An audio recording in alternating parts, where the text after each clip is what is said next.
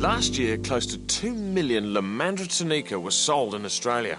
Now, that's a lot of plants. It's no surprise, though, as Tanika stays green in the heat, drought and heavy frost.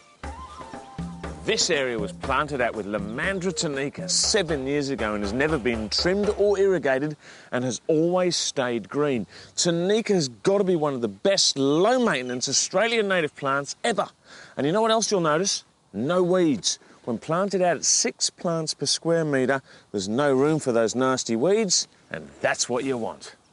Now, of course, these Tanikas are sitting in a prepared garden bed in amongst other carefully selected plants. It's well structured and all the plants are flourishing.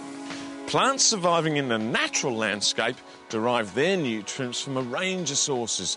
Things like decaying plant material, fallen leaves, bark, trees and branches that break down into the soil, and decaying animals. Everything from the smallest of insects through to large animals that provide them with a whole smorgasbord of microscopic essentials. Now, this doesn't happen to the same degree in the garden, so we need to step in and lend a hand. Now, this is much easier than laying out dead animals. It's called blood and bone, essentially decaying animal material in a bag. Now, you can use it anywhere in the garden, on natives and exotics, and even on the veggie patch.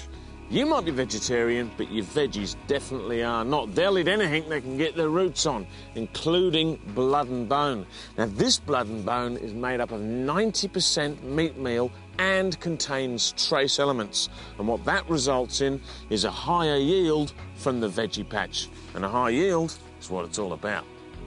Another great way to use this is to prepare your soil before planting out.